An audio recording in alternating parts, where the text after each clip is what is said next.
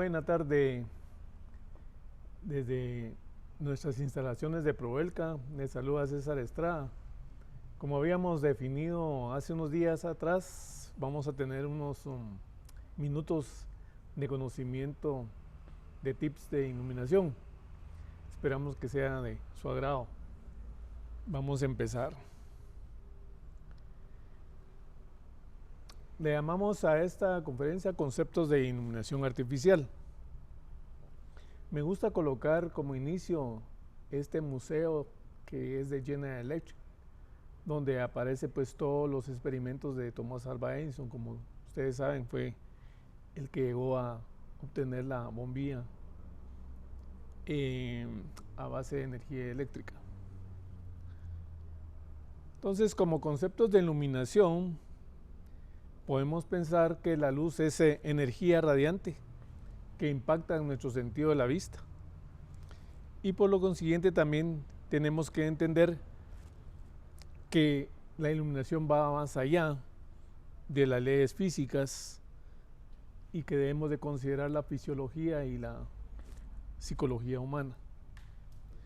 En todo evento de iluminación, curso de iluminación, charlas de iluminación, etcétera, debemos de iniciar por el estudio del ojo, porque realmente es lo que está impactando al ser humano. Son las ventanas del alma, le dicen a los ojos, ¿no? Entonces debemos de ver cuál es el proceso realmente de la visión. Y como ven ustedes en la filmina, pues la luz está impactando en la pupila y esta luz se traslada a los fotorreceptores del ojo, que unos de ellos se llaman conos y los otros son los bastones. Básicamente por la forma que tienen las células en sí. Ahora, ¿qué hacen los Y esta sería una filmina donde se ve la forma del bastón y el cono. El ojo humano vamos a verlo desde el punto de vista celular, por decirlo así, donde los conos son activos por el día. Estos están diseñados para poder ser sensibles a iluminación elevada y nos permiten diferenciar colores. Los bastones son activos en la oscuridad, o sea, en la parte nocturna del día. En ellos, pues, básicamente están diseñados para que pequeñas cantidades de luz impacten en el ojo y podamos tener una visión. No podemos distinguir colores. Recuérdense que el ser humano, pues, no está hecho para lo nocturno, está diseñado para el día diurno. Entonces, el ojo humano realmente es una máquina bella, bastante desarrollada por milenios o millones de años, donde la luz entra a la pupila, atraviesa el lente, un cristalino, y luego impacta en una superficie opuesta, que es la fóvea. La fóvea es una pequeñísima parte del ojo donde impacta realmente la luz. Tiene 1.5 milímetros cuadrados. Por eso es que actualmente, y lo vamos a ver más adelante, no necesitamos tanta luz. Realmente se han ido disminuyendo los niveles de luz. Porque ya con los estudios modernos, pues podemos observar que realmente el ojo es impactado por pequeñas cantidades de luz. Los pigmentos visuales, que son los fotorreceptores, que le llamamos opsinas, pues los podemos dividir en 4.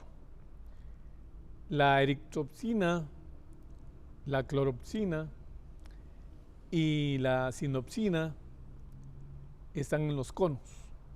Como dije antes, los conos están hechos para la visión diurna y donde podemos distinguir colores. Los bastones, está la rhodopsina. Como dije también antes, no podemos distinguir colores en la noche, pero la rhodopsina es bastante sensible. Entonces, podemos ir definiendo la visión como células sensibles a las longitudes de onda. En este caso, la eritropsina tiene sensibilidad para longitudes de onda de 627 a 770 nanómetros y esta es la franja de los rojos. Luego tenemos la cloropsina, que tiene la sensibilidad para longitudes de onda media alrededor de los 495 a 566 nanómetros, que es el color verde. Y luego la sinopsina, que tiene una sensibilidad para las longitudes de onda cortas de 436 a 495 nanómetros, que es el color azul. Este color azul, también lo vamos a ver más adelante, fue el que más problemas dio para desarrollar en la iluminación actual. Y la rhodopsina, que es un pigmento que se encuentra en los bastones, como ya había mencionado, y que nos permite la visión con una mala iluminación, o sea, como decía antes, en la parte nocturna del día. Esta filmina nos indica exactamente hasta dónde están estos fotosensores que están en la parte de la fóvea donde se impacta la luz. Y aquí se representa ya un espectro de color donde vemos las distintas longitudes de onda para cada uno de los fotoreceptores. Y para ilustrarlo mejor, con esta otra filmina vemos la pequeña franja del espectro electromagnético, que es la luz visible y para la cual el ojo ha evolucionado, como dije antes, por millones de años, y vemos las longitudes de onda que tienen capacidad de sensar. Vemos prácticamente todo el espectro de color. Y aquí en otra presentación vemos que realmente el espectro electromagnético es bastante grande y nosotros solo tenemos una pequeña fracción de eso como luz visible. Otro concepto que podemos tener actualmente, que necesitamos tenerlo, es el de temperatura de color. La temperatura de color nos va a definir precisamente el color que deseamos. Por ejemplo, si queremos una iluminación bastante agradable, etcétera, pues andaríamos por los 3000, 3500 grados Kelvin. Si queremos ya una oficina, algo así, andaríamos por los 5000. Aquí en Guatemala tenemos la mala costumbre, puedo decirlo, de poner 6000 grados Kelvin en las oficinas, y eso en los últimos estudios se ha determinado que es dañino incluso. Así que esos son los tips que vamos a ir viendo con. Me atreví también a colocar esta filmina para que se vea la variedad de colores que se pueden alcanzar con la iluminación artificial. Entonces, siguiendo con los conceptos de iluminación, vemos cómo se propaga la luz. Recordemos que aquí estamos viendo la parte física de la luz. La primera es la difusión, una característica física de la luz. La segunda podría ser la reflexión. Una cuarta, la refracción. Una tercera, la refracción, perdón, y una cuarta, la absorción. Todas estas son características físicas de la luz. Y para efectos de iluminación artificial, nosotros vamos a tener la necesidad de conocer y aplicar 3 de ellas. Vamos con la primera, que es la difusión. Básicamente lo que estamos hablando acá es de que rayos de luz que van a impactar en superficies se van a dispersar, de tal manera que vamos a tener rayos que inciden en la superficie y estos se van a dividir o se van a dispersar. Esto lo podemos aplicar, por ejemplo, en los difusores prismáticos. Es una aplicación exacta. Luego la reflexión. La reflexión pues es la propiedad de la luz de impactar en una superficie que está totalmente reflectiva y ese rayo va a salir de la superficie en el mismo ángulo de incidencia. Esa ley de la reflexión o esa propiedad reflectiva de la luz la usamos básicamente en los reflectores o superficies que reflejan las fuentes de luz. Aquí vemos cómo se refleja el rayo. Y la refracción también la podemos usar. Aquí lo que estamos haciendo es modificando en dos ambientes la velocidad de la luz, de tal manera que la podemos refractar. Un ejemplo de eso tradicional cuando estamos en primaria o en secundaria es la famosa pajilla en un vaso con agua. Vemos que la pajilla se quiebra. Y la otra propiedad que tiene la luz es la de absorción. Esta no la vamos a usar para iluminación artificial, pero la traigo porque es prácticamente la cuarta propiedad de la luz, en el que incide en una superficie y la absorbe y puede llegar a generar calor.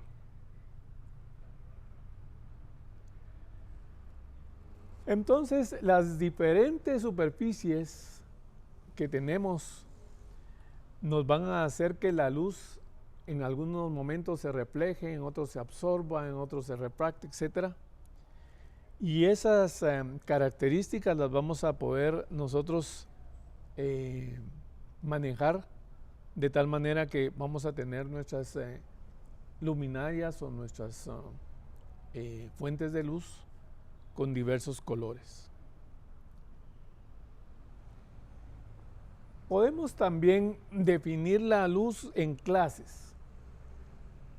Clase de natural o clase artificial o nada más luz natural y luz artificial. ¿Qué es la luz natural? Pues la luz, por ejemplo, del sol. La luna, pues sabemos que no tiene luz propia, pero la podemos considerar como natural. Es luz reflejada del sol.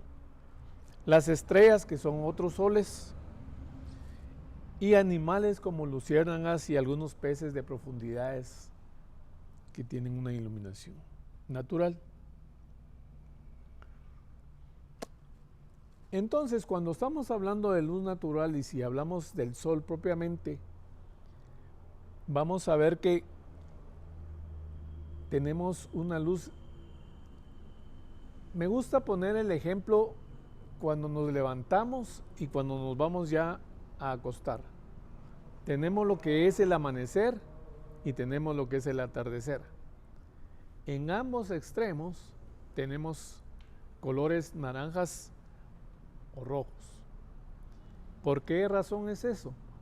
Porque el sol en ese momento, en esa posición, está atravesando más atmósfera y las únicas ondas que pueden lograr atravesar esa atmósfera mayor son las ondas largas, y como ya vimos hace un momento, las ondas largas están entre los naranjas y los rojos.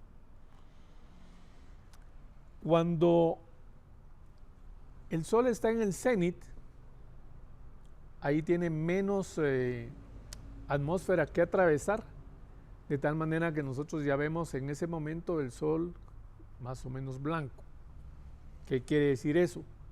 Que tiene todo el espectro de color completo. No sé si ustedes hicieron algún momento de su vida de estudio el famoso experimento de Newton, aquel donde se hace un pie de colores y luego se hace girar y se convierte en blanco. Pues eso es lo mismo. Cuando tenemos el sol en el cenit, está atravesando poca atmósfera, entonces tenemos prácticamente todo el espectro y vemos la luz como blanca. Y eso quiere decir que si un objeto refleja todo el espectro, lo estamos viendo blanco. Si el objeto absorbe, no refleja, sino absorbe, los vamos a estar viendo negro. Y otra superficie donde una parte del espectro sea reflejada y otra parte sea absorbida, pues lo vamos a ver del color tal cual. Y aquí en esta filmina lo representamos. Tenemos la reflexión total y la absorción. Y cuando estamos reflejando el color del objeto, pues vamos a ver nosotros como un rebote esas ondas del color. Recuérdense que nosotros vemos por reflexión. No, las ondas nos están llegando a nosotros reflejadas del objeto que estamos viendo. De tal manera que vuelvo a repetir, si el 100% o una buena parte del espectro de color es reflejado, nosotros vamos a ver el objeto blanco. Si es absorbido, vamos a verlo negro, y si parte es absorbido y parte es reflejado, vamos a ver el color del objeto. Me gusta colocar esta filmina porque vemos ahí lo artístico de la fotografía y la iluminación natural. Recordemos que cuando entremos a ver lo que es artificial, lo que deseamos es hacer ambientes con luminarias, pero que sean agradables. Y aquí en esta otra filmina pues tengo el sol y la luna al mismo tiempo, que se da en cierto momento del año en unos países del globo.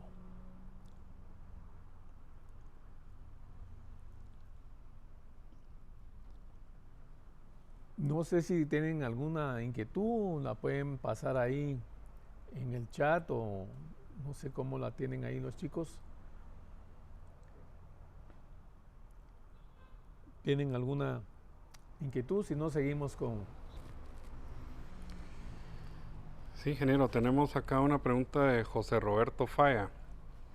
Nos dice qué relación tiene la temperatura con el color. Ok, como vimos antes,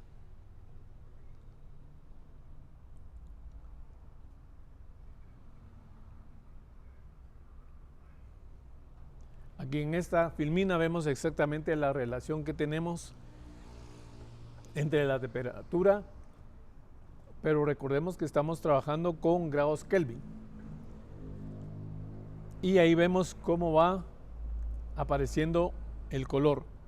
Un buen ejemplo es, por ejemplo, el filamento de una bombilla incandescente. Ese filamento de esa bombilla incandescente, a pesar de que es una luminaria bastante deficiente, es bastante eficiente en la reproducción del espectro de color. De tal manera de que si vemos en la escala Kelvin, podemos ir observando cómo vamos levantando los grados y cómo vamos llegando al color que va relacionado a esa temperatura. Por decir algo, nosotros queremos impactar de alguna manera agradable un ambiente. Vamos a estar entre los 3500 a 4000 grados Kelvin. Y como decía antes, si queremos una oficina, pues básicamente con 5000 grados Kelvin es suficiente. Ahí está la relación entre temperatura de color y el color mismo.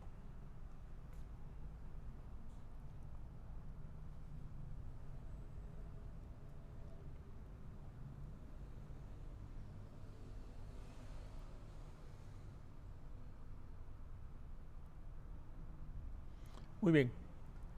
Vamos entonces con las fuentes de luz artificial. En este momento me gustaría hacer una especie como de película así rápida, dado a que la tecnología ha cambiado y afortunadamente hemos tenido la suerte de poder participar de esos cambios. Entonces empecemos con hablar un poquito de lo que es incandescente rápidamente. Sé que ya parte de lo que voy a hablar ya es historia, ya es, entre comillas, obsoleto, pero es importante que lo sepamos para lo que se viene. Entonces, cuando tenemos fuentes de luz incandescente, básicamente lo que estamos haciendo es trasladar corriente a un filamento, y este filamento se va a encandecer a una temperatura tal que, como decía antes, en el caso de la incandescente tenemos básicamente la mayoría del espectro de color. Nosotros debemos mantener como referencia nuestra fuente natural, que es el sol. y el sol tiene todo el espectro de color al cual nuestro ojo está diseñado. Vuelvo a repetir, la fuente de luz incandescente tenía esa capacidad, incluso todavía debemos de usarla cuando queremos enriquecer el espectro de color. La filmina está representando una iluminación totalmente con bombilla incandescente. Como ven, es un ambiente bastante agradable. Están los colores naranjas y rojos siendo más realzados. Como bien sabemos, la parte incandescente no ha sido lo mejor en eficiencia y últimamente es un punto muy importante, de tal manera que la luminaria incandescente, la bombilla como tal, dejó de usarse ya desde el año 2014. Empezó su desuso, por decirlo así, desde el 2012. Ya en Estados Unidos, por ejemplo, es prohibido usar luminaria incandescente, básicamente por la eficiencia. La otra tecnología que vino después fue la fluorescente. Por supuesto que entre la incandescente y la fluorescente hubo una serie de fuentes de luz, pero la fluorescente fue la que más se usó y también la que más se trató de desarrollar. Y básicamente pues todos sabemos que eran dos electrodos y un tubo con gas, de tal manera que al colocar los electrodos a una fuente de energía eléctrica, hacíamos que esos electrodos emitieran electrones y estos electrones iban a impactar a átomos de mercurio y estos átomos de mercurio ya ionizados pues producían radiación ultravioleta. Hay que recordar que la radiación ultravioleta es dañina para el ojo, entonces lo que se hizo fue colocarle una capa de fósforo a los tubos, de tal manera que ya ese impacto convertía en luz visible este proceso.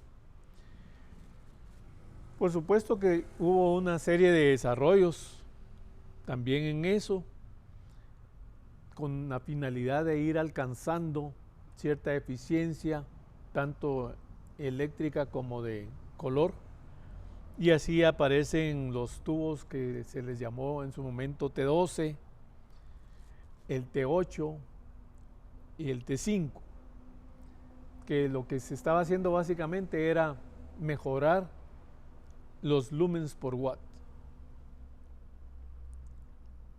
y también una buena mejora en el rendimiento de color.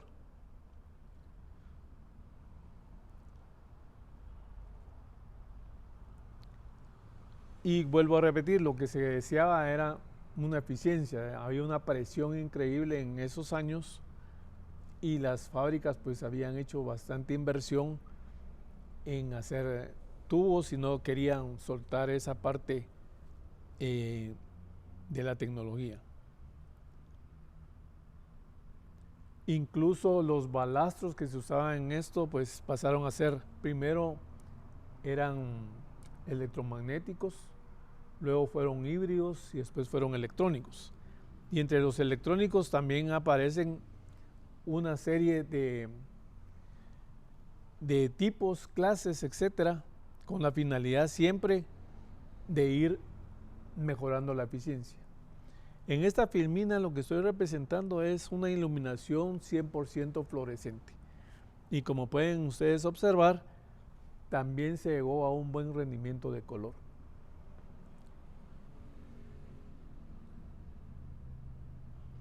Y estas son algunas de las luminarias que usaron la tecnología fluorescente. Actualmente todavía se usan, pero ya se cambia de tecnología.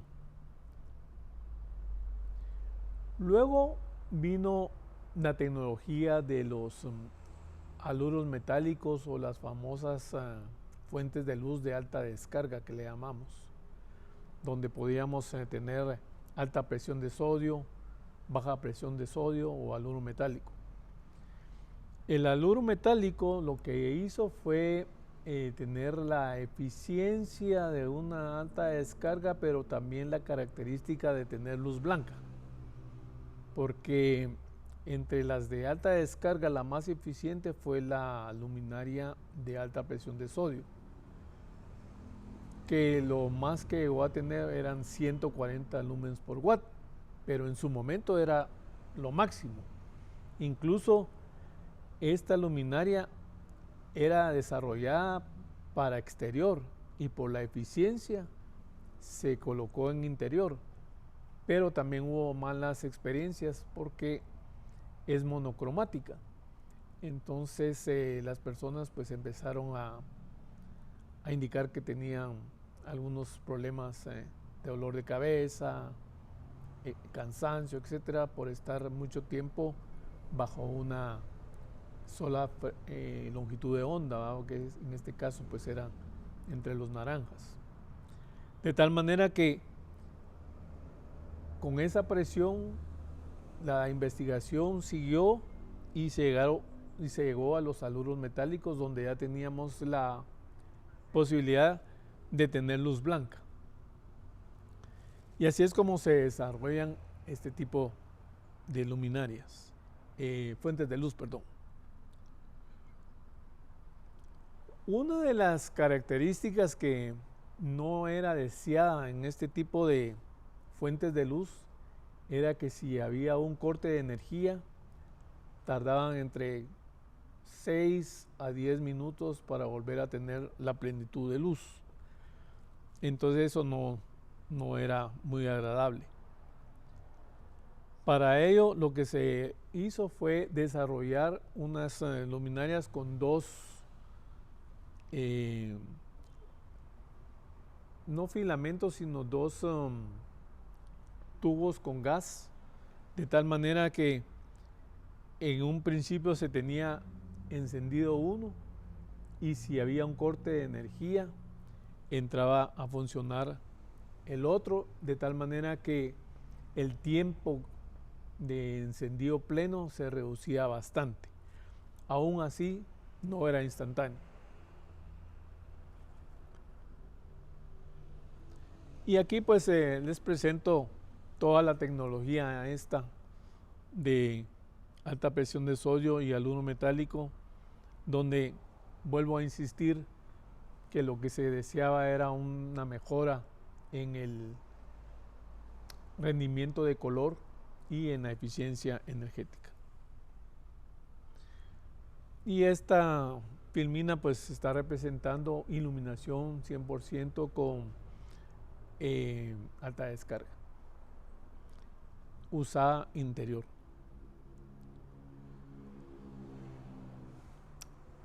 En este caso, esta filmina la pongo porque parte de lo que tenemos que ir aprendiendo en lo que es iluminación artificial es crear escenas.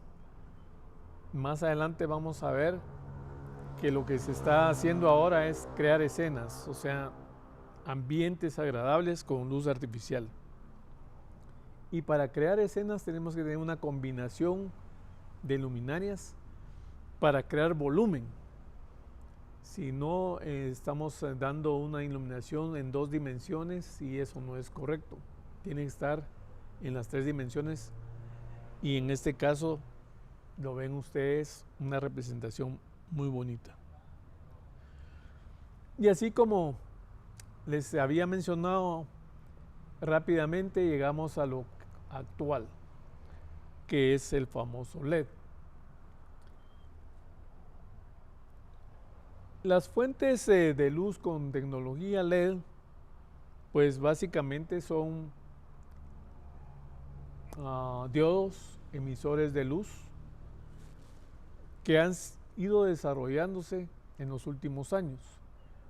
Realmente el diodo emisor de luz lo conocemos desde los años, creo yo, desde los años 50, 40, pero era básicamente una luz como de señal y con muy poca potencia. En los últimos años se ha ido mejorando eso y nos ha dado unas grandes sorpresas. Yo diría que el LED empezó ya a desarrollarse en una buena manera hace unos 10 años aproximadamente. Y lo que hizo que no fuera más rápido fue el desarrollo de la luz azul, o sea, la fuente de luz azul. Esa parte de la tecnología costó mucho, llevó mucho tiempo. Tuvimos en Guatemala la suerte de tener al desarrollador de este LED. Vino a hacer una conferencia a la Universidad del Valle, si no mal recuerdo, y fue exitosa. Entonces el diodo, pues muchos sabrán que es un ánodo y un cátodo, y al momento de atravesar estos hay una emisión de luz. Todo es a nivel bastante micro. La diferencia realmente de los LEDs con respecto a otras tecnologías es que ya no utilizamos filamentos, ya no utilizamos gas, todo es electrónica. Esta es una imagen de un LED ampliado donde se observan todas las conexiones que lleva para poder hacer su función.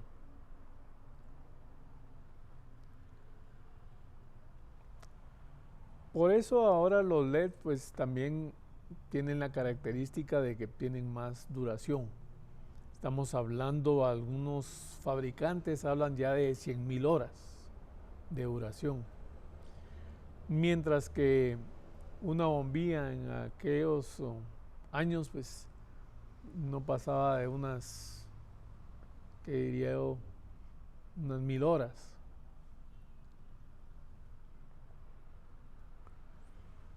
Y básicamente es el circuito, una fuente,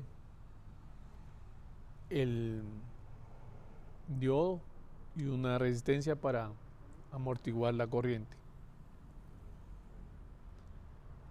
Aquí me encontré esta filmina donde se observa así dinámicamente cómo es que hay un intercambio de partículas y en ese choque pues aparece la luz visible.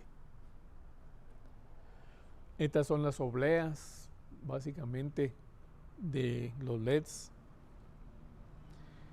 En este caso vemos que cuando ya se tiene una maquinaria para hacerlas, estos salen como que fueran galletas, y por eso es que la tecnología de LED también ha bajado en precio.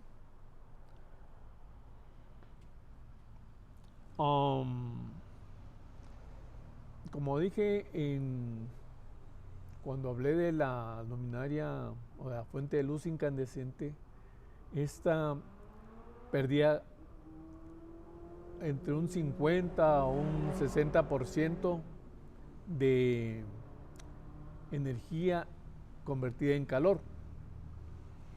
Esto ya se mejora con los LEDs.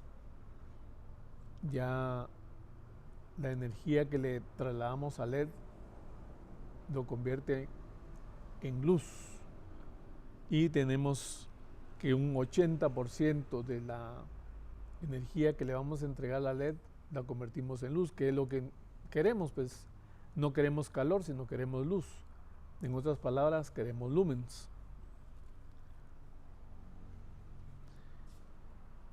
Y como cuesta mucho el cambio, no se puede dar de la noche a la mañana, pues los fabricantes tuvieron que desarrollar fuentes de luz con los casquillos similares a las bombillas de antes, pero ya usando LED. Hay mucha aplicación de la bombilla, entonces tenía que hacerse de esa manera. Entonces, como decía, la eficiencia energética de los LEDs anda del orden de los 80-90%, que es buenísimo. Eso va a impactar en nuestra factura eléctrica. De tal manera que nosotros podemos entregar una cantidad de energía eléctrica a una fuente de luz LED y vamos a tener un flujo de luz bastante grande con una reducción de consumo energético. Y como dije antes, las luminarias LED pues tienen una vida bastante alta, de tal manera que impacta también en el mantenimiento de la misma.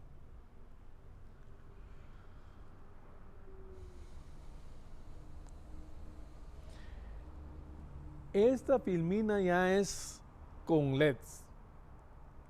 Vean ustedes el rendimiento de color. Prácticamente en este momento yo aseguraría que ya no hay límite para encontrar todo el espectro de color del sol. De tal manera que si está bien iluminada, por ejemplo, una boutique, y yo voy a escoger una ropa dentro de la boutique, voy a tener una seguridad bastante alta de que al salir del centro comercial el color no me va a cambiar. Antes eso no sucedía. Primero porque los comercios pues no hacen el esfuerzo de iluminar bien, de tal manera que podía llegar una dama a una boutique, le gustaba un color dentro de la boutique, lo compraba y la sorpresa era que cuando salía a la calle ya no le gustaba el color. Y era porque la boutique no tenía todo el espectro de color del sol. En este caso, con los LEDs, eso ya se está alcanzando en un buen porcentaje.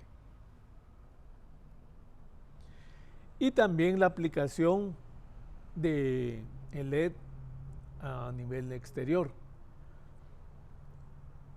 Esa es una una observación mía de que prácticamente el LED empezó siendo más usado exteriormente y luego ya internamente por el desarrollo básicamente de las luminarias. Recuerdo muy bien acá en Guatemala cuando se empezó a usar el LED para iluminación exterior. Precisamente en el área donde estamos nosotros, aquí en Villanueva, fue uno de los municipios que empezaron con el LED en exteriores. Esta es otra habitación iluminada con LED.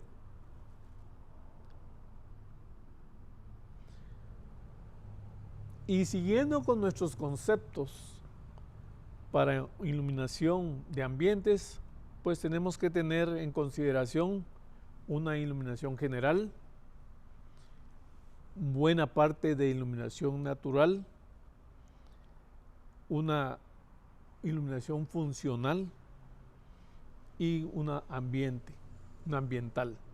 O sea, son cuatro conceptos que tenemos que tener a la hora de diseñar un ambiente. Una luz general, uso de luz natural para hacer más eficiente el uso, una ambiental y la luz funcional. Esto está bastante bien representado en esta filmina.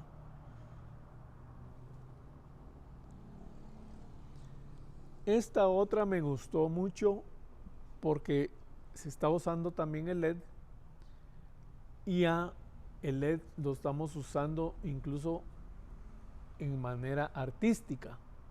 Si ustedes observan esta filmina, toda la instalación es expuesta y no se ve mal. Todos los alambres están expuestos y se ve muy bonito. Esa es una de las facilidades que tenemos ahora con el LED, porque las luminarias pues nos dan esa versatilidad.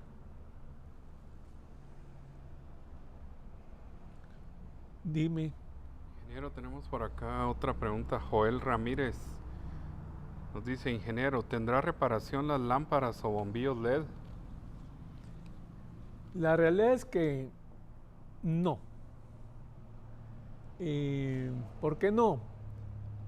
Es una tecnología muy especializada y saldría muy caro. Prácticamente una luminaria LED ya incluso está bastante barata y yo creo que lo mejor es cambiar por una nueva. En el caso de ciertas luminarias, siempre siguiendo con la pregunta y dependiendo la marca, por ejemplo, nosotros tenemos nuestras luminarias, sí se pueden cambiar ciertas partes de la luminaria donde se dañó un LED. O sea, podemos hacer eso. La luminaria pues tiene 5 años de garantía y si dentro de los 5 años llega a suceder, pues cambiamos esa parte donde el LED se dañó. Pero en sí el LED como tal no es reparable. Reparamos básicamente una parte de la lámpara que queda como nueva, pues. No sé si hay algo más, ¿no? Muy bien. Entonces seguimos con nuestra plática en las formas de medir la iluminación. Tenemos varios conceptos para esto, la literatura respecto de ello es magnífica. La primera básicamente sería el lumen. El lumen es la cantidad de flujo luminoso de una luminaria. Y también tenemos que considerar las características de qué queremos iluminar. Por ejemplo, acá en esta filmina nos está indicando cómo se varía el flujo dependiendo de las características de la luminaria. Por ejemplo, hay un flujo hacia arriba. Este flujo hacia arriba en los últimos años se ha tenido que ir bajando por cuestiones ambientales. Los astrónomos se están quejando de que ya no ven las estrellas por la contaminación lumínica, de tal manera que ese flujo que va hacia arriba de las luminarias se ha ido bajando.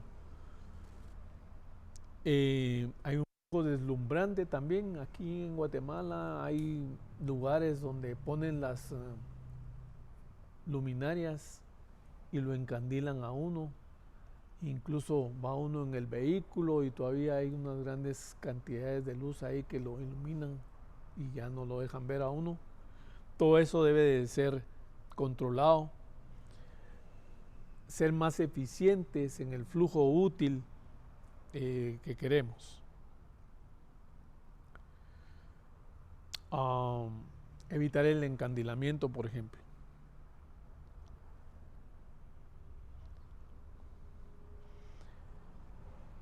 Otro concepto es el pie candela o lux, que básicamente lo que es la cantidad o flujo luminoso ya trasladado a una superficie. Pie candela si estamos hablando de pie cuadrado y luxes si estamos hablando de metro cuadrado, siempre con una cantidad de lumen establecida. Y aquí vemos cómo podemos modificar el haz de luz acercando o alejando el flujo. La parte que se refleja entonces, o la brillantez o la iluminancia, se mide también en Lambert. o en decalux. Lo otro que ya hablamos hace un momento son las longitudes de onda, y estas se miden en nanómetros. En esta filmina, pues lo que estamos viendo es una fuente de luz, una superficie, y cómo los rayos de la misma pueden ser reflejados o absorbidos dependiendo del color. Y las distintas definiciones que ustedes pueden encontrar en el diccionario o ahora en Mr. Google. Lo que es un lumen, lo que es una candela, lo que es una pie candela, luxes, lamper, etc.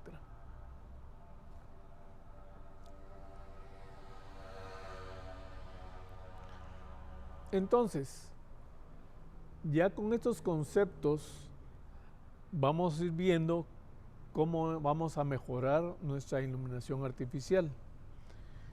Y lo que se está viendo actualmente, como decía también antes, es el ahorro de energía. Nosotros lo que queremos es iluminar, queremos lumens, un flujo luminoso con menos energía eléctrica. De tal manera que debemos de considerar las fuentes de luz más eficientes. Y los LED son ahora una buena opción. ¿Hay alguna pregunta? Tenemos Sergio Miguel Velázquez. Consulta, ¿aproximadamente cuánto tiempo de vida tiene un bombillo LED? Como decía hace un momento, los fabricantes están hablando ya de 100.000 horas. Nosotros no damos 100.000 porque prácticamente es casi imposible asegurarlo al 100% porque son condiciones de laboratorio. Nosotros estamos entregando luminarias y decimos que podemos estar entre unas 50 o 80.000 horas. Por supuesto que en el laboratorio esta luminaria pudo haber alcanzado las 100.000 horas en las pruebas. Pues no es que hagan 100.000 horas, sino las pruebas que se hacen equivalen a ese tiempo de vida. Nosotros aquí normalmente hablamos de 50.000 horas para estar dentro de un rango adecuado de vida de LED. ¿Algo más? Muy bien. Siguiendo con esto, toda potencia eléctrica que nosotros vayamos a entregarle a una luminaria va a ser consumida de la siguiente manera. Una parte de ella va a ser luz visible, otra va a ser pérdidas por radiaciones invisibles y otras pérdidas por calor. De tal manera que lo que nosotros actualmente queremos es que las pérdidas sean menos y la luz visible sea más. O sea, queremos más lumens. Entonces la eficiencia en la iluminación va a ser necesaria y obligada a hacerla. Y todos deberíamos de estar en ese camino de la eficiencia. Optimizar el uso de la luz artificial, y el optimizar la luz artificial no implica racionar o no utilizarla, ¿no? Sino lo que necesitamos son fuentes de luz eficientes. Por ejemplo, puede venir una persona y indicarnos, mire, estoy utilizando o estoy pagando demasiada cantidad de dinero por la iluminación, ¿qué puedo hacer? La otra persona podría decir, bueno, elimínela y ahí se va a ahorrar, pero esa no es la forma, ¿no? Sí, ingeniero. Tenemos otra pregunta por acá, Freddy Navarro. Le dice, ingeniero, buenas noches. ¿Qué tanto puede afectar si tiene o no tierra física instalado en el sistema de iluminación? Esa es una buena pregunta. Y esa es una pregunta para otro seminario que viene, pero te la voy a responder rápidamente. Definitivamente, si no hay una buena tierra en el sistema, la luminaria LED está en problemas. Recordemos que es electrónica, entonces estas luminarias se pueden catalogar como equipo sensible, como que fuera una televisión de estas modernas o como que fuera una computadora, o sea, es equipo sensible, de tal manera de que para instalar las luminarias LED se necesita bastante cuidado en el aspecto de aterrizamiento. Y ojo, porque no es el aterrizamiento al cual estamos acostumbrados. En este caso, y no lo están haciendo lamentablemente, es colocar una tierra aislada específicamente para equipo electrónico. Aparte de la tierra física para protección humana. Pero como te digo, eso lo vamos a dejar para un próximo video. Y la respuesta en concreto sería, tienes que usar la tierra adecuadamente. Algunas veces las luminarias, dependiendo las marcas, solo traen 2 conductores. Se están ahorrando ahí, pero lo que está pasando es de que tenemos que crearle una toma de tierra. Las de mejores marcas, pues sí ya traen sus 2 conductores, fase, neutro y tierra. Aún así, esa tierra hay que ver cómo está, porque definitivamente no podemos llevarla a la tierra física de seguridad humana. Muy bien. ¿Alguna otra pregunta por ahí? Por acá, Joel Ramírez nos dice, ingeniero, usted habló de potencia. ¿Eso es igual a fuerza? No. Vamos a ver. Fuerza es una dimensional y para que sea potencia tenemos que afectarla por un desplazamiento. Entonces esa fuerza por un desplazamiento podríamos decir que es trabajo, y trabajo es una potencia. O sea, entramos a otro tema también que podría ser otro seminario. Muy bien. En la filmina que tenemos en este momento, estamos haciendo una representación de que en 1931 teníamos 1800 watts y apenas conseguíamos 12 pies candela. 1800 watts. Con esa misma potencia actualmente nosotros tenemos 6 veces iluminación. O sea, hemos avanzado en eficiencia enormidades. Y adicionalmente hemos mejorado nuestro espectro de color. La eficiencia que hemos alcanzado, tanto en energía y en espectro de color, es fascinante. Y más ahora con los LEDs, como decía antes. Entonces, el mensaje es, reduzcamos consumo de energía sin afectar nuestro confort y nuestro bienestar. Nosotros tenemos que crear ambientes iluminados artificialmente donde podamos sentirnos cómodos y donde nuestra visión no esté sufriendo. Hemos hecho algunas mediciones cuando hacemos algunos proyectos donde hacemos las mediciones y vemos que las personas prácticamente están a oscuras y lo que están haciendo es forzándose la vista y con el tiempo pues van a perderla con más aceleramiento.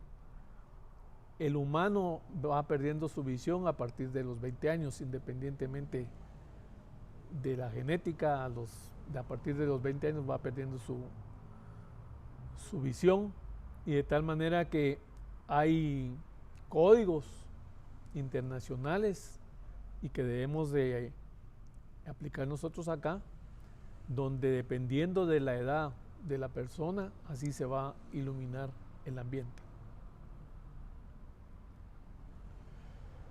Y lo actual, ¿verdad? La ecología.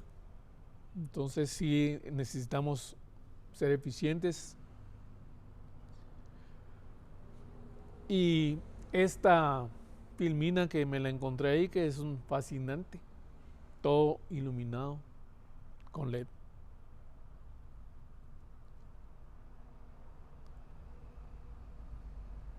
Antes de seguir, me gustaría mostrarles las luminarias que tenemos nosotros ya con tecnología LED.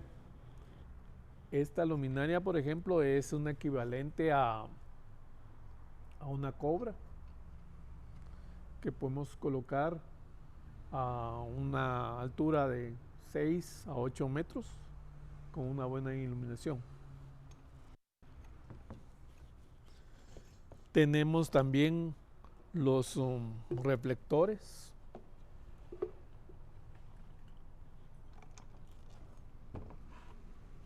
Reflectores también con tecnología LED para exterior. También tenemos las para uso interior de distintas potencias, para distintos y también tenemos en este caso otra potencia de reflector y unas que estamos usando para gasolineras.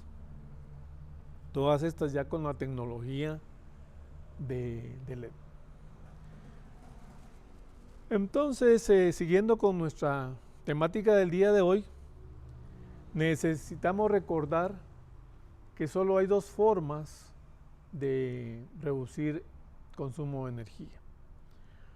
Una es siendo eficientes en las fuentes de luz y la otra es usar más iluminación natural. Nosotros como vendedores de luminarias, pues no quisiéramos que se usara la iluminación natural, pero tenemos que estar dentro de la línea. Así que todo lo que son arquitectos o los diseñadores que están haciendo iluminación van a requerir hacer sus diseños con más iluminación natural y acentuar de alguna manera con iluminación artificial, pues cuando estemos en la parte nocturna del día. ¿Por qué debemos de ser eficientes? Pues por toda la presión que tenemos actualmente del ambiente. Tenemos que la iluminación está consumiendo bastante combustible, de tal manera que nuestra eficiencia luminosa debe ser la mayor cantidad de lumens por watt consumido. O sea, eficiencia luminosa. Fíjense que es eficiencia luminosa, o sea, yo quiero más lumens, menos watt consumido, o sea, menos potencia.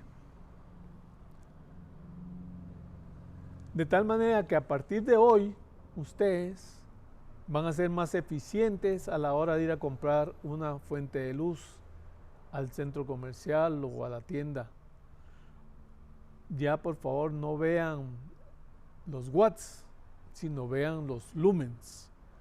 ¿Cuántos lumens por watts tengo en una luminaria?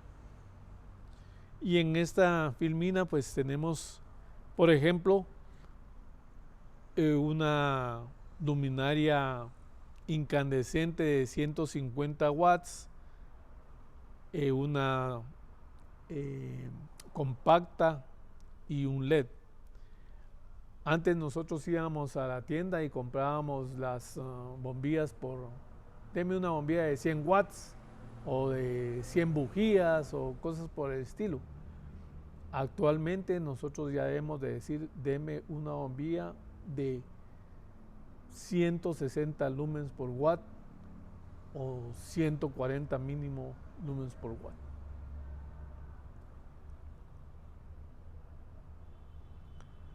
Hago énfasis de nuevo en watts versus lumens.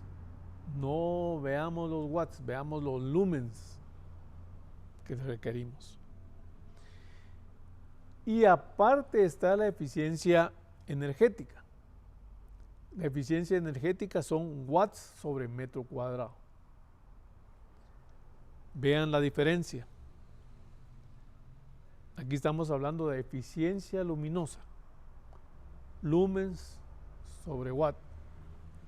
Y aquí estamos hablando de eficiencia energética.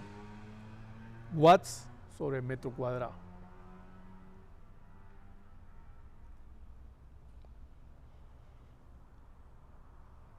Puse esta filmina también para que veamos cómo debemos de completar esa eficiencia. Lo primero que tenemos que tener nosotros en consideración es el flujo luminoso, cuánto lumen vamos a requerir.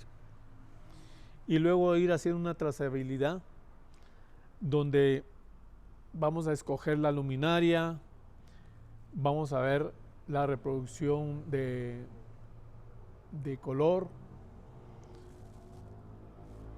todo el equipamiento, el consumo, la vida útil, ya lo preguntaron, y el costo de mantenimiento.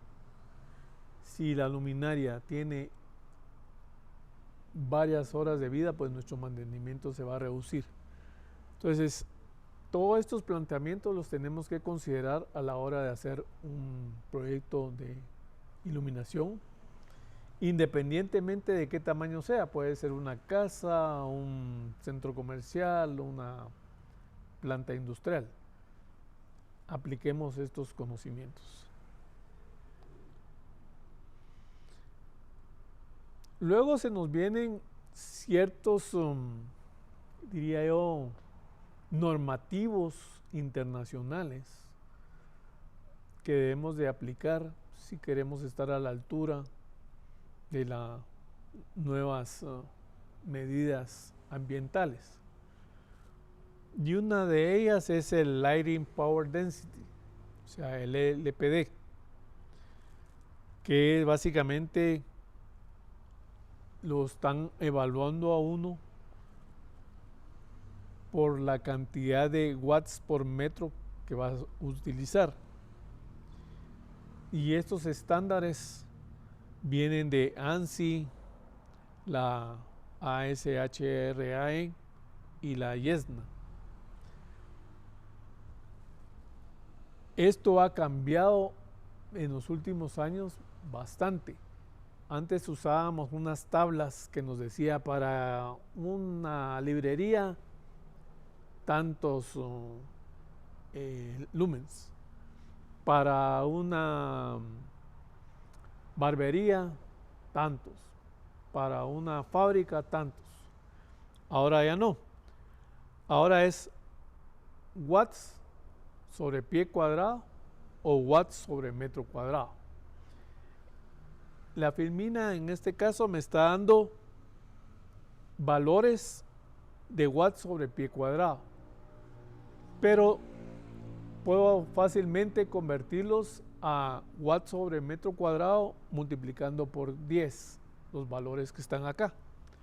Por ejemplo, para un centro de convenciones me está indicando que yo debo de usar 1.2 watts por pie cuadrado o 12 watts por metro cuadrado. Y a partir de eso tengo que empezar a desarrollar mi proyecto de iluminación. Digamos, para un dormitorio serían 10 watts sobre metro cuadrado. De tal manera que ustedes van a ver cuánto tienen de metros cuadrados en el dormitorio y dependiendo de eso van a considerar ya las luminarias. para una librería, para un hotel, un museo, etc. Como vuelvo a repetir, estas son las últimas índices o valores para un buen proyecto.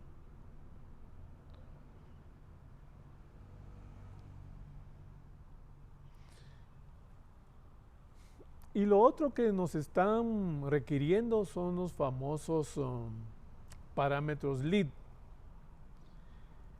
que todavía nos hacen reducir el consumo de energía. De tal manera que si nosotros estamos ya con el LPD y podemos hacer una reducción en ese LPD, ya podemos ir siendo certificados LEED. Por ejemplo, si lográramos en una fábrica un 50% de ahorro de los watts sobre pie cuadrado, ya nos podrían ir considerando como certificado LEED. Todo es para eficiencia energética.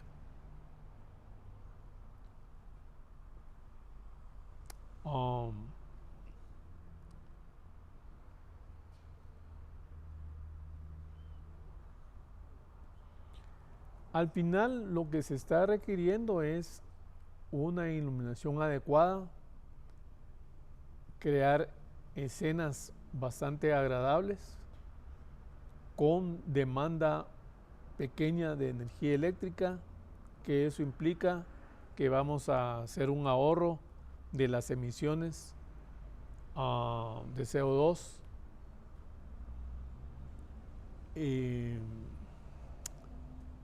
Y eso, pues, nuestras generaciones futuras lo van a agradecer, porque se está indicando que tenemos que bajar el CO2 en los próximos años. Coloqué esta filmina de este edificio. Este edificio ya tiene una certificación LEED. Sé que en Guatemala hay algunos edificios que tienen certificación LEED, pero no al 100%, porque la certificación LEED no es solo iluminación. Van los desechos, va aire acondicionado, etcétera, etcétera. De tal manera que para nosotros en Guatemala nos falta todavía. Entonces, ¿qué es iluminación artificial al final de esta charla? Básicamente es diseño. Desde el diseño empieza ya el ahorro de energía. No hemos hecho nada, pero ya en el diseño estamos haciendo un ahorro. De tal manera que la iluminación artificial es ingeniería. La instalación adecuada, ya una pregunta ahí al respecto de tierra. En este caso, si estamos hablando de luminarias LED, que es lo que ya tenemos 100% casi, son circuitos bastante delicados, porque son cargas bastante delicadas. Y se me viene a la mente un cliente que vino acá, que está haciendo una instalación de nuestras luminarias en una obra, y me decía que tenía problemas con la luminaria, porque al hacer una medición en el neutro tenía corriente. Y lo que estaba pasando es que estaba contaminando, por decir una palabra, el neutro con tierra. Cuando uno hace una instalación de este tipo con luminaria LED, tiene que considerar muy bien cuál es el retorno de esas luminarias y colocarlo, como decía antes, en un circuito con tierra física aislada. Hay que recordar que son circuitos sensibles, de tal manera que tiene que haber una tierra dedicada al equipo y otra tierra dedicada a la seguridad humana. Y ahí es donde está la instalación adecuada. Por otro lado, la operación. Las luminarias actualmente con LED son a mí me fascina eso porque son ya inteligentes. Y ustedes en casa pueden tener esa ya inteligencia. Ya existen bombillas que uno las compra y con el celular ya las puede apagar y encender. No digamos instalaciones industriales o proyectos grandes. Y lo brutal de esto es que todo esto es hecho por personas y que las mismas demandan confort visual. Entonces, tengo una pregunta por ahí. Sí, ingeniero, aprovechando lo que nos comentaba, pregunta Carlos Alberto López, ¿con el sistema de tierra aislado no contradice el código NEC que pide un solo punto a tierra? No, es que yo por eso digo que vamos a tener que hacer un video solo de eso. Cuando yo digo un sistema de tierra aislada, es porque es eso. Todo el circuito de las luminarias deben de ir aislada hasta el punto principal de la acometida. En la acometida, por supuesto que va a estar unido el neutro, la tierra física aislada y la tierra física no aislada. O sea, va a ser brutal ese video, ya me lo estoy imaginando. Muy bien, Kerry Mendoza pregunta, ingeniero, ¿se puede colocar un sistema dimmer compatible para las luminarias LED?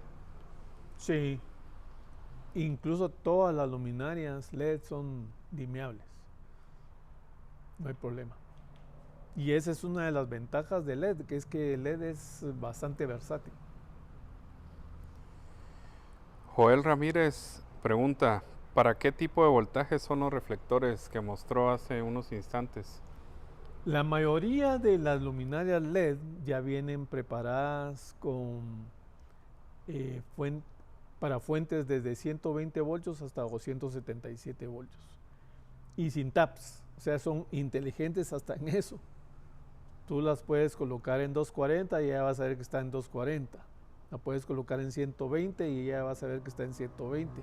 O la puedes colocar en 277 y ya vas a ver que está en 277. ¿Alguna otra más? Omar Agramonte, ingeniero, buenas noches. Buenas noches. Veo que la tecnología LED viene revolucionando el mercado en ahorro de energía y luminosidad, pero ¿tendrá algún aspecto negativo o alguna contaminación si se rompiera por algún motivo? Definitivamente no hay nada gratis, ¿verdad? Como dicen, no hay almuerzo gratis. Y efectivamente, lamentablemente en Guatemala todavía no tenemos un lugar donde ir a depositar todos estos tipos de equipos. Sería para alguien, un emprendedor, probablemente pueda tener chance ahí porque no solo son las luminarias LED, van a ser todo lo que es electrónica. Recordemos que todo esto son tierras raras al final, que sí van a contaminar bastante si no hacemos uso adecuado del desecho. ¿Algo más? Vamos entonces. La filmina que tenemos actualmente en pantalla la tengo desde hace algunos años atrás y me está preocupando porque ya solo me quedan 4 años para mostrarla, pero ahí está representada todo lo que hemos hablado, desde la fluorescente T12 hasta actualmente la iluminación inteligente.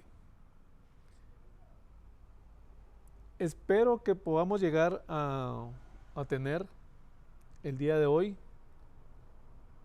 la posibilidad de ver lo que es los avances en los controles de iluminación. Pero si ustedes ven la filmina que tenemos actualmente en pantalla, la tengo desde hace algunos años atrás y me está preocupando porque ya solo me quedan 4 años para mostrarla, pero ahí está representada todo lo que hemos hablado, desde la fluorescente T12 hasta actualmente la iluminación inteligente. Espero que podamos llegar a tener el día de hoy la posibilidad de ver lo que es los avances en los controles de iluminación. Pero si ustedes ven la la pantalla, van a observar cómo va evolucionando la iluminación. Y tenemos que estamos en el 2021 y ya me está quedando poco para esta. Y lo que la próxima frontera lo que es la iluminación de estado sólido. Eso quiere decir que todo va a ser LED, lo vamos a ver más adelante. Y ya no van a ser luminarias para interiores, ya no van a ser luminarias discretas, sino van a ser, digamos, techos completos iluminados, donde ya no va a haber una lámpara como tal o una luminaria como tal, sino va a ser techo completamente iluminado y lo vamos a poder controlar para darle toda la gama de colores que queramos. Y así podrán hacer las paredes. Probablemente ya no necesitemos pintar paredes, sino que con iluminación vamos a poder darle color.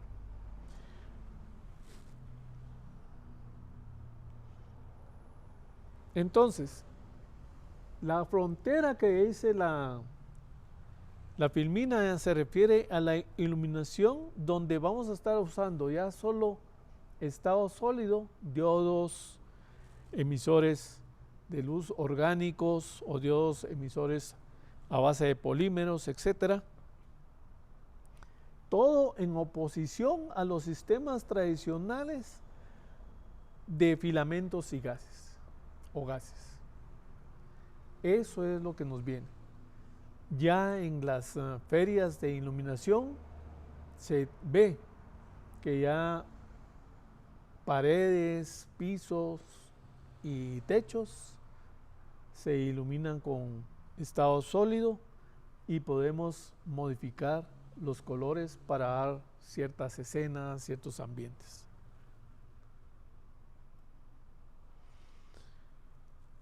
Pues en un resumen, podemos decir que los niveles de luz deben ser adecuados para cada tipo de trabajo. La distribución física y características del lugar de trabajo también tienen que ver con la iluminación. Algunas veces tenemos cúpulas que hay que saber iluminar. Algunas veces son ambientes cuadrados que tenemos que ver cómo le damos cierto volumen. La tonalidad de la iluminación, de la luz. La capacidad de poder reproducir la luz natural, como decíamos antes. Recordemos que nuestra referencia es el sol, entonces tenemos que tener todo el espectro del sol para poder estar adecuadamente iluminado. En un próximo video también podremos hablar del ciclo circadiano, que lo vamos a trasladar del exterior al interior a través de una buena iluminación. La funcionalidad visual en el trabajo, la jerarquización de la iluminación, lo que hablábamos hace un momento, una iluminación general, una iluminación más particular, una donde acentuemos algunas cosas, etcétera, etcétera. La influencia de la luz natural en la ubicación. Muchos compramos, por ejemplo, un apartamento y no nos ponemos a pensar en la ubicación de cómo va a pasar el sol por el apartamento. Eso ya debería de ser algo que debemos de considerar y decirle a los desarrolladores del inmueble que nos baje el precio porque no tenemos suficiente sol en el apartamento. O sea, cosas por el estilo. El periodo de labores, no todos tenemos las mismas horas de labor, de tal manera que podamos modificar esa iluminación artificial para dar mayor confort a los trabajadores. El montaje adecuado de la iluminación para no tener reflejos o encandelamientos, etcétera, etcétera. Y una buena distribución de la luz, ¿verdad? No crear sombras, sino que esté totalmente iluminado. Me recuerdo hace unos años cuando empezamos a usar los LEDs, y me imagino que todavía hay algunos tubos ahí circulando que tenían muy discretos los LEDs, y entonces había un efecto que incluso nosotros vendimos unas luminarias, pero no vendimos los tubos, pero nos cayó y tuvimos que ir a ver. Era un laboratorio, y ustedes saben que el laboratorio es totalmente blanco. Un laboratorio tiene que estar blanco y por toda la asepsia que se tiene que tener. Pero el momento en que ponían a funcionar la iluminación, había una sombra, y esa sombra se llamaba en aquel momento efecto cebra, porque los LEDs hacían ese efecto, sombra, luz, sombra, luz, sombra, luz. Entonces nos llamaron: miren, esas sus lámparas no sirven. Disculpe, le digo, pero nosotros no compramos los tubos, no les dimos los tubos. Ah, eso es, sí. Y lo que sucede es que al inicio trajeron tubos con los LEDs discretos y no los nevados que ahora ya se dan, donde ya se uniformiza esa luz. Es lo mismo que se tenía antes con las bombillas incandescentes. Algunos recordarán que habían bombillas que eran claras. Esas tenían su función porque eran claras, pero nadie o muy pocos sabían el por qué. Y esas claras era porque iban a ser utilizadas donde iba a haber un difusor, de tal manera que ya se distribuía la luz de esa fuente. Luego las bombillas nevadas, como le llamaban, esas no necesitaban difusor porque ya lo nevado hacía de difusor. Entonces lo mismo pasó con los LEDs. En un principio vinieron claros, y claro que con los distintos LEDs, y era el efecto cebra famoso. ¿Alguna pregunta? Nos dice por acá Yaos Ordóñez: ¿puedo juntar el neutral con la tierra física de la lámpara? Perdón. La realidad es que no. Apunten todas esas preguntas porque en el próximo video ya me lo estoy viendo. Va a ser fabuloso porque ahí vamos a ver cómo debe ser la instalación adecuada de una luminaria LED.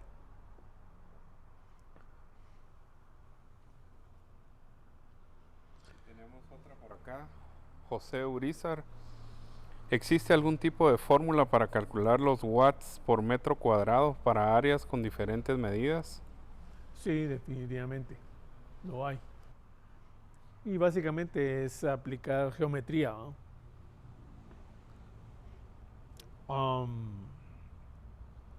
La filmina que estoy representando en este momento también es cómo ha llegado el LED a ser eficiente. Como decía hace unos minutos atrás, la tecnología de alta presión de sodio en aquel momento era la más eficiente. Eran 140 lumens por watt. Y por eso es que se usaba en todos lados. Y más en el exterior. Argumentaban algunas veces, como para usarlo más, de que el ojo podía ver objetos en movimiento en las franjas de los anaranjados. Incluso hay libros bastante extensos al respecto de esa teoría. Pero lo que realmente pasaba es de que la querían usar porque era bastante eficiente. Pero el LED ha ido avanzando Y esta mi filmina incluso ya es obsoleta, pero siempre la pongo para dar la idea. Si ustedes ven las flechas de LED en avance, actualmente ya tenemos luminarias con 160 lumens por watt. Ya sobrepasamos la eficiencia de la alta presión de sodio. De tal manera que todo lo que es alta descarga, todo lo que es fluorescente y todo lo que es incandescente, ya no debemos de usarlo. Ya son tecnologías obsoletas. Ahora nos vamos con el LED. Queramos o no, ya estamos dentro de ese campo y ahora se nos vienen otros problemas. Como decían, problemas de desecho, problemas de una buena instalación, porque hay mucho que decir al respecto, ¿eh? Porque hay lámparas, por qué no decirlo, baratas. Pero ¿qué es lo que sucede? No traen, por ejemplo, un supresor. Una lámpara ya de cierta prestigio en marca, etcétera, etcétera, ya trae un supresor incorporado, que no necesariamente va a tener la capacidad de un supresor de picos externo, pero sí ya viene con un mínimo.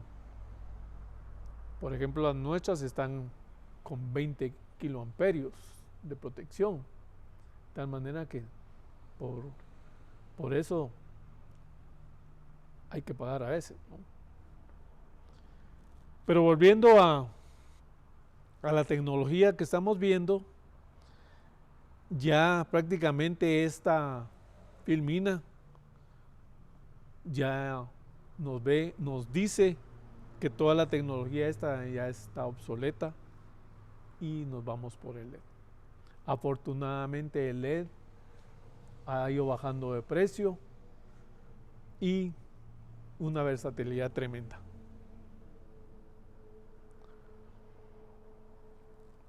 De tal manera que tenemos que tener varias acciones ahí para mejorar nuestros diseños, nuestros proyectos de iluminación. Medir, hay aparatos para medir. Establecer las bases actuales y cuál va a ser nuestro futuro. Automatizar lo más que podamos. Ya es factible comprar luminarias en cualquier lugar que podemos automatizar. Incluso hablábamos aquí con los muchachos de que ahora con esa famosa Alexa es, ¿verdad?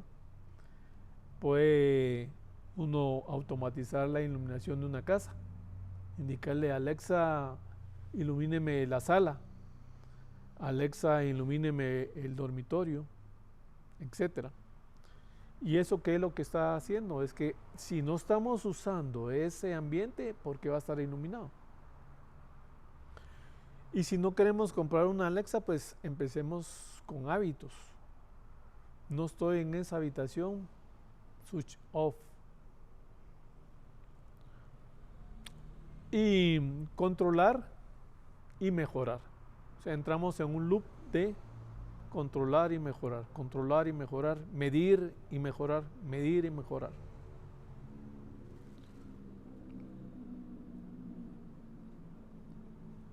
Entonces lo principal es la medición. Vamos a un lugar, vemos cuántos lumens tienen, cuánto es lo adecuado, qué necesitamos hacer, etc.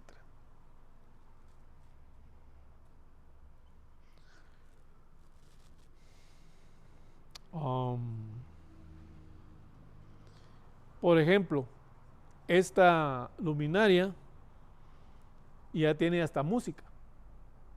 Es la belleza de la tecnología actual. Aquí puedo tener yo sensor de movimiento, iluminación, música, etc. en un solo punto.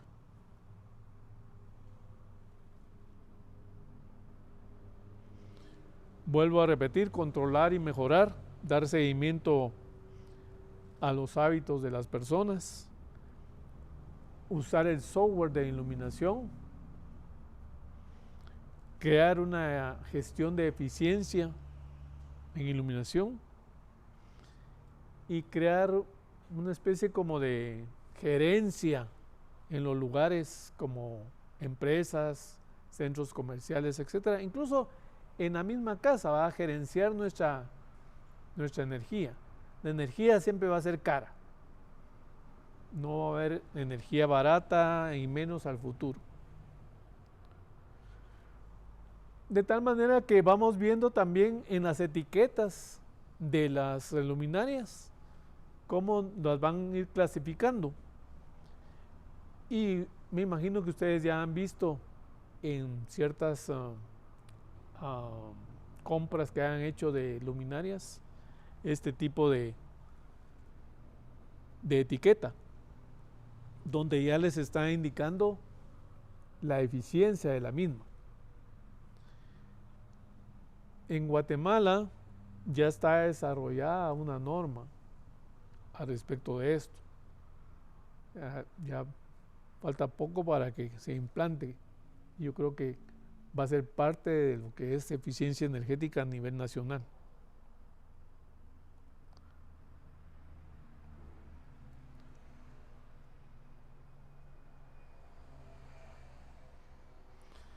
Entonces, lo más importante de un proyecto de iluminación artificial es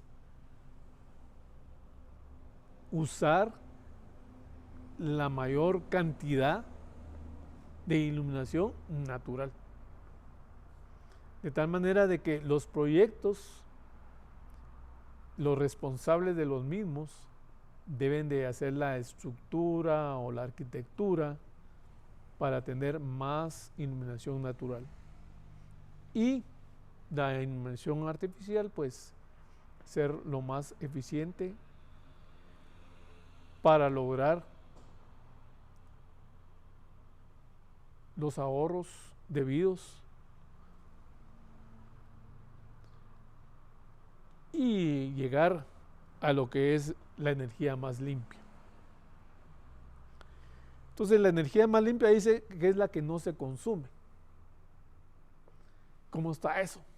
Pues básicamente es iluminación natural. Nosotros somos vendedores de luminarias, pero también abogamos por nuestro medio ambiente. De tal manera que dejamos de vender algunas luminarias con tal de que haya más iluminación natural. ¿Por qué?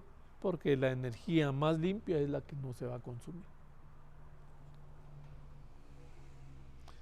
Entonces, cuando salgas de algún lugar, de alguna habitación, etcétera, pues apaga la luz, ahorra. Muchas gracias, no sé cómo estamos con tiempo ahí. Si hay algún tipo de pregunta, alguna duda,